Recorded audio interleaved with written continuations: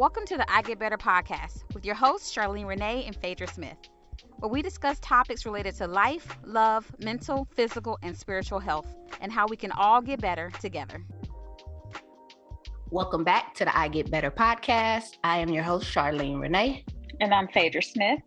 On today's episode, we have a special guest joining us. So we have Miss Alvina Willis. Can you introduce yourself to the people? Thank you. Yeah, I'm Alvina Willis. I'm new to Florida from Seattle area, originally Chicago. I'm a licensed marriage family therapist. Thanks for having me. You're welcome. You have to say Florida like that, though. I'm brand new. I don't know how. Just because we're in Florida, right? Florida. Don't do us like that. So, you thank you for joining us today. So today's topic is I get better at being vulnerable. So we're going to be talking about what vulnerability is and how we can get better at it. So, Phaedra, do you happen to have ready the definition of the word vulnerable or vulnerability? I do not have the dictionary definition. I'm going to leave that one to you, but I do have a good definition. Okay. I have one from one of my favorite authors, Brene Brown. Mm-hmm. She talks a lot about vulnerability, and she said, vulnerability is the core of shame and fear and our struggle with worthiness. But it's also the birthplace of joy, creativity, and belonging and love.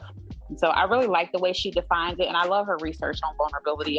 If you guys haven't read some of her books or listened to her TED Talks, I think they're worthwhile for you to kind of take some time to do that. Mm-hmm.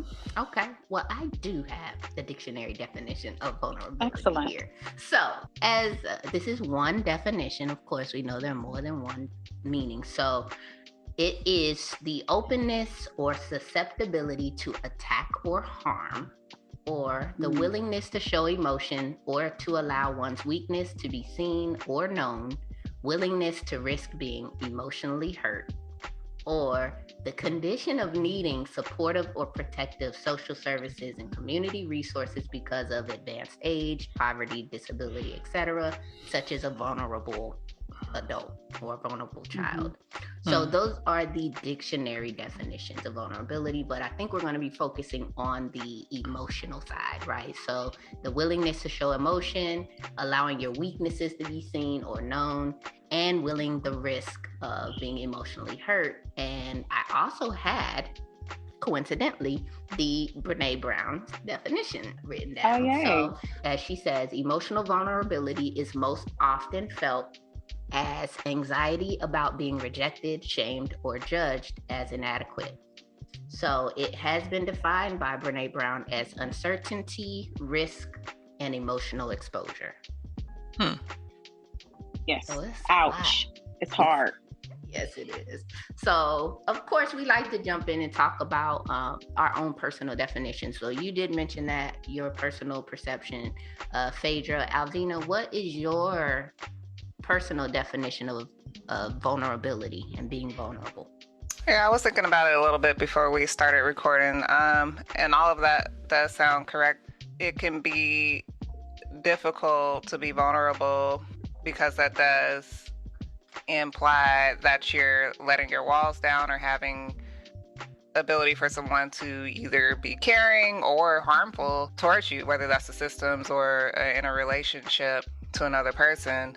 So I guess devil advocate side would say, keep your walls up. Don't do it. But it's important to be able to let those walls down in order to be able to also receive the love and the care as well. You probably just won't get nothing. You won't get hurt or loved or helped or cared for in the situation that you don't practice vulnerability. But I would say it's important to make sure it's safe in some way in order to be able to decide if it's a proper time to share what's on your mind or in your heart. It also can help with difficult conversations. Say you're angry or upset with an individual that you feel has wronged you. It can come across better and healthier if you approach them from a space of vulnerability in your communication to them, you might actually be able to create a healthier and better relationship if you're able to communicate and verbalize how they wronged you in a way that they're able to hear you. Okay. I think that's a really good point, which I think will flow into some of the benefit of being vulnerable. Mm-hmm. Right.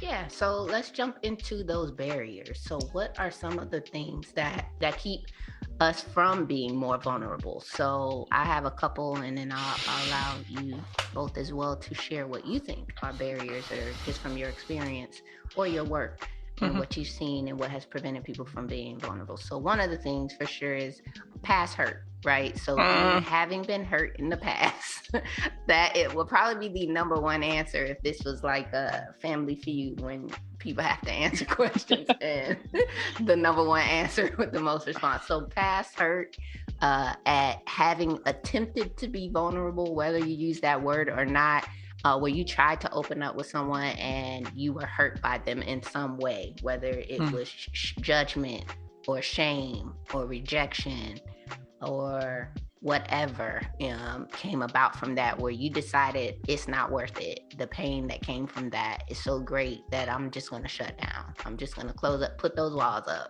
because when you let the walls down, something bad will happen. And so that would be one. Another is shame or fear, being ashamed of how you feel or what you're thinking or what has happened. You don't want to share it because of your own personal shame or that fear of rejection or not getting what you hope to get out of opening up. So those would be, for me, the top two barriers to becoming more vulnerable. Or someone using the things that you shared with them against you. Like, okay, they keeping tabs on, oh, these are things that hurt them in the past. I could use this as a way to try to hurt them again later. I'm gonna put that in my bag. Right. Yeah. And that has happened to many people, right? Where you share something and then they come back and throw it in your face or bring it up later in a way to attack you or make you feel bad rather than a helpful way. And then that's when I would say a good precautionary measure in that situation is to make sure you heal from those things before you go sharing them, because if they do try to bring that back up and throw it at you, you'd be like, ha, I'm already good. Yeah. That didn't hurt. But it affects me. Psych, you missed. Hey, what about you, Phaedra? You brought up the core of pretty much everything. I think it comes from a place of wanting to protect yourself. So, right? Because we're protect myself because of fear, protect myself because I've been hurt in the past, protect myself because fear of rejection or shame. I think if one of the core things I would add to it would be pride. It really takes you coming from living in a place of humility in order to be vulnerable. And so my husband, he might hate the fact that I'm bringing him up right now on the podcast. Oh well. I'm telling he knows who he married. But he mentioned that he had recently learned that actually, thank God for therapy, that actually his wife was actually being super strong, because for me to continuously be coming from a place of vulnerability, it takes a lot more courage for me to do that than for him to not open up. And so many of us think that I'm strong if I don't open up. I'm strong if I do keep it together. I'm strong if I never cry. I'm strong if I never show you that you hurt my feelings, which oftentimes comes from a place of pride, which if we keep going deeper, is from a place of trying to self-protect, preservation, survival. And so I think realizing that vulnerability also, you have to pair it with courage. And so it's never going to be easy. But but pride would be the major thing that I would say. Okay. Yeah, all of that. So now let's talk about some of the consequences. So what negative thing comes from not being vulnerable? Because we see that it does work in some way to protect you. So for some people that is a benefit. I can protect myself. I can prevent myself from becoming hurt. People won't be able to have things to use against me, and I won't feel bad. So for some people that is actually a benefit. But consequence, right? What's a consequence of not being more vulnerable? No one gets to know you. No one gets to be close to you. You don't get to have any in-depth relationships with anyone if you don't have any vulnerability. They'll be like, well, that's not even a real person. That's a robot. Yep. That's one. Since you mentioned the word robot, right? One of the things the main thing I had written as a consequence is that you have the inability to be authentic. Mm-hmm. So you can't even be yourself because you're so busy trying to put up this front of burnt up on the inside and I didn't do anything. So now you can't even enjoy your life as yourself because you're so busy trying to not show people yourself. Right. That's so it's good. Like you just living an inauthentic life and you don't even know it. So you're in your mind, you're protecting yourself, but you don't even see that you can't even fully be who you are because you're so busy not wanting to show anybody who you are. And like you said, not being humble enough to allow yourself to be seen as a flawed individual when we're all flawed. That's a turn off to other people who want to get to know you or think you might be an interesting individual. They'll be like, well, they obviously don't want to be in a relationship of any type. They don't want to be friends or nothing. And eventually that'll turn a person off real quick. Mm-hmm. Or a community. You might be. A whole community. Mm-hmm. Yeah. Mm-hmm. Yeah. And if you don't have persons or communities, then you're existing all alone in this world. And that's just not the way to be. We're communal beings. We do need each other. Yeah. Oftentimes I think that a consequence can come from that, but also from all the stuff that y'all said, it flows into addictions. And so because we're not supposed to do life alone, now I'm going to do things to numb myself and to numb those feelings of loneliness or need of support and all those things. I think we probably have all had clients. I know one of the biggest triggers for me, what I notice is when I have clients that come in and say, well, I just don't like people. I already know what we dealing with. People say that too. I'm like, so all people, you don't like nobody? I'm like, well, you in here talking to me about all your private business. Right. You seem to like me. I'm people too. Like, you don't like me? So lying to yourself. Just lying to themselves. Mm-hmm.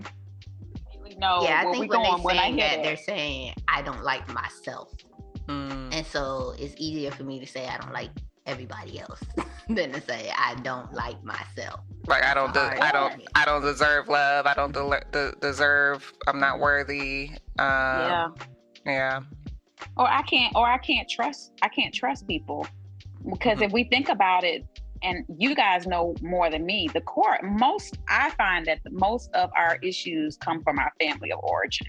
Mm-hmm. It goes back to the family of origin. It goes back to the root of it. How was I shown love? How was I shown rejection? How was I shown acceptance? Like what was shown by mom, dad, like the major people in my life? And now how have I taken those familiar relationships and reinterpreted them in the areas of my life about how I'm living now? So now I'm just simply repeating the patterns from my childhood. Mm-hmm. And so I couldn't trust mom or dad, or I didn't feel safe when I was younger. And so therefore I don't like people. I don't trust people.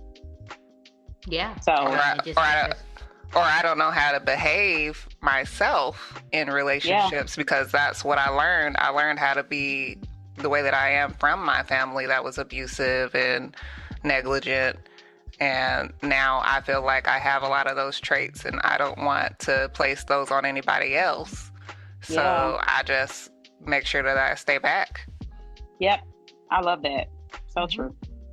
Yeah. So let's talk about what are some of the benefits to being more vulnerable and learning how to be vulnerable and opening up. what could come from that? Which we can kind of talk about the opposite, right? If you don't have connections when you're not vulnerable, then definitely you would hopefully be able to strengthen and create more connections with other people when you are able to effectively be vulnerable. So being able to actually build real relationships, strong relationships with others is a huge benefit to being vulnerable. Yeah. Yeah. Go ahead. Go ahead. I was going to say, I was just going to add to what you were saying about the addictions, Phaedra, about, definitely have clients who come in, they have the trauma from childhood, the addictions now, and they're just kind of numbing themselves from life and closeness to family and friends, or keeping themselves from being able to go to their next goals in life, whether that's having children and things like that. And then when they do start working through that and cutting out the substances and knowing, okay, I'm going to feel everything that I was trying not to feel. But on the opposite side of that is closer relationships to the ones that I do love and that are healthy in my life. But then there's a getting to know yourself as well that's involved in that. I think that's a benefit, is having a better relationship with yourself, forgiveness of the traumas and the folks who perpetuated those issues on you. And maybe you went back and forth with them. So you got to forgive yourself. It's a lot of work. I think it's just like remembering that on the other side of that is just a more vibrant life. Yeah. No, that's all. That's so good. I had wrote down in my notes, that was some of the things I went back to was, man, you really get to establish a sound identity. Many of us like live in this place of passive aggressiveness or being passive, and going to a place of assertiveness really takes you being able to say, I am worthy. I know who I am. I know how to be healthy. I know how to communicate. I know how to be in my feelings and be okay with that and see where that goes or where it came from. And so I tell clients that it may always feel scary. Like being in a place of vulnerability may always feel scary, but that doesn't mean you stop. You just take fear with you until it leaves. You just keep walking in it. And so it's not easy when you're surrounded by unhealthy people, but man, it's so freeing. Yeah, it might not feel good at first to start that process. It could be, like you said, you could have anxiety attacks, tearfulness, feel like you're being attacked by all of your demons and all kinds of stuff. Yeah. It's it feels like a traumatic experience to attack all of that stuff when you do. Yeah.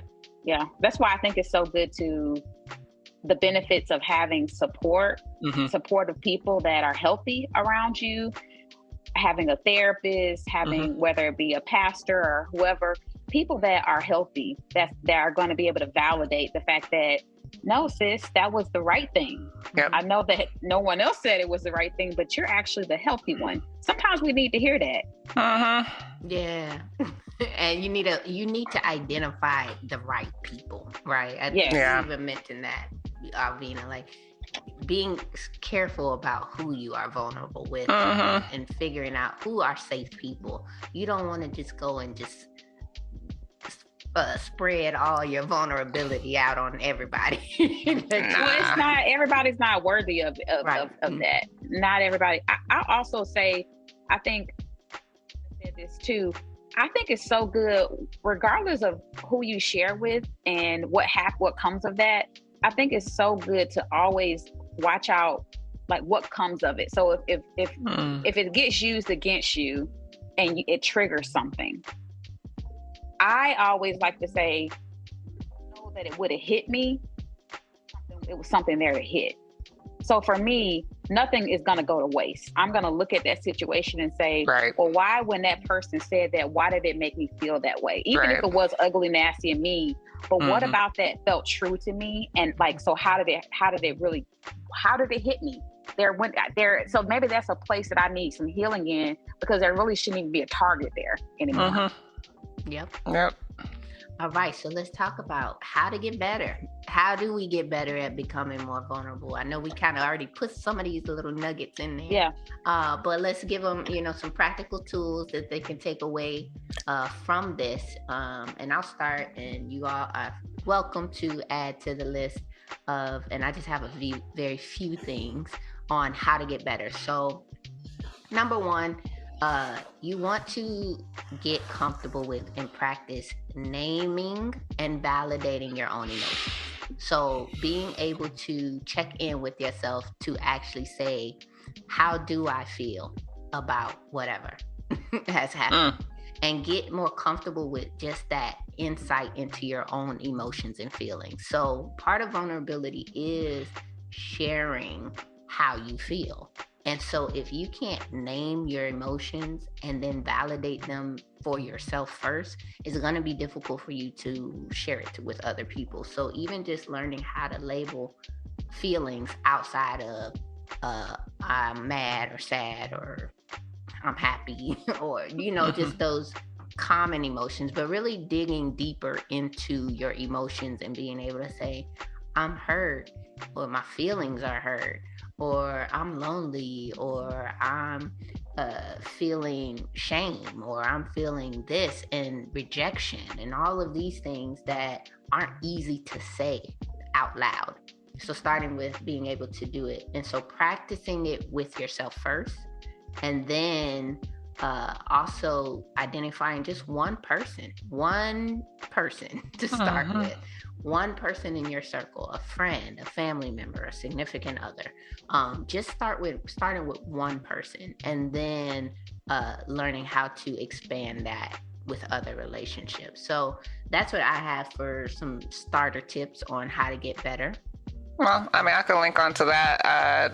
What comes to mind is, starting with yourself. Like when you can name it, that gives you a place to start, because you're feeling it anyway, and you just have a bit more control in the situation when you're conscious and aware of why these emotions are rising up. A lot of folks feeling horrible and don't even know why. And one person could be a friend or a family member, but also choose them wisely. Someone who knows how to be a little unbiased, or doesn't feel like you're dumping on them, or they're not getting overly emotional because you're emotional. But like, okay, now you feel worse after the conversation. Right. Pick someone who's able to handle that, or a therapist that you could build really great rapport with can help you with naming those emotions. A lot of what therapists do is they'll listen to your story and paraphrase or say the emotion that is coming from that. Like, that sounds really frustrating, that sounds very overwhelming, or whatever the case might be. Also, I would add journaling is helpful, having some good journal prompts, and then letter writing as well. Get that list together of the people who hurt you, and start getting out all of the things that they did that caused you tremendous pain, hurt, suffering, lack of, had you feeling lack of worthiness, or hurt your self-esteem, whatever the case might be. And write it all out. If you got to curse them out in those letters. And then, so you start there, and this is the unfinished business. That's what we call it in, family of origin. It's unfinished business. And so you need to get all those emotions out. Writing it out just helps you to get it outside of your being. And, you could tell those stories as well. You could record it, and the incident with all of the emotions, get all those emotions out, and you tell it and you write it enough to the point where you don't have feelings about it anymore. It's just something that happened. And then, that's one thing. And another thing is to write a letter directly to the persons who did those things. But you want to write it in such a way that they're able to hear it. So you got to take out all the name calling and stuff at that point. Right. That's good. Yeah. That's good. Yeah, I like that journaling as well as the letter writing. That's not something that a lot of people are comfortable with doing, so easing into it, like you said, doing it first where you're not holding back and getting it all out, and then going back and rewriting and never to relate in the way that it can be received, and then also not expecting that they have to respond in a certain way, because it's not for them, it's for you. Right. Yeah, because the folks be like, well, it made the relationship worse. Now they're really angry. I'm like, well, I mean, they already like, it's not, that's not, the point is you gave it back to the person that gave it to you, right? Yeah. And you're dealing with the elephant that's in the room. It's not your job to hold on to all of that. Yeah. It's just not. Like, those emotions will burn you up and eat you up on the inside if you don't deal with them. So, and that's what's happening. That's why you came to therapy. Yeah. No, those are all really good. I tell clients a couple things: identify the feeling and identify the need. So how do I feel and what do I need? And so a lot of times, especially with people that have lived such a passive life, it's very hard for them to do both of those. And then also they feel very overwhelmed. So they automatically think that something bad will happen if they do use their voice. So we practice using I statements, which any therapist, so you can actually look it up, what's the I statement? And it keeps it very simple, which is very helpful because we don't want to overcomplicate things when we're talking to people or even just with ourselves. How do I keep it simple? I feel rejected. I felt rejected, or I felt, scared when you did this. And what I need is confirmation, or what I need is, oftentimes I feel for myself is that sometimes it comes back to me. It sometimes comes back to me needing that person to fulfill a need that's already like that therapy or God has to do, for me. So I'll say that, but using an I statement and sitting with yourself first to identify those things before you go to that person is going to be helpful. But writing in a journal is because sometimes we just need to write it out and stop overthinking it. But as we write, we sort of use that different part of our brain, and it brings up things that maybe we didn't even think were there. Yeah, all of that is good. I think this is a good start for people to really dive a little bit deeper into themselves and figure out where vulnerability may be lacking and where it could serve them better in their lives. So as always, we just want you to get started on getting better. No one is perfect. No one's going to be able to master these things, but we can always get better each day at all of these things. So that's our time for today. Thank you, Alvina, for joining us. Thanks for having me. Thank you. That was I loved having you. Yeah. Thank you. Thanks for having me. Get you back on here. Absolutely. For another episode for sure. So as always, you can like, rate, subscribe, and review this episode. We are available on all streaming platforms, at least the most major streaming platforms. The I Get Better podcast. You can locate us anywhere online, and make sure that you listen. We're also open for questions and comments on our Facebook and Instagram page. You can reach us at the I Get Better podcast. So that's our time for today. Until next time, let's keep getting better so we can do better in order to be better. Bye.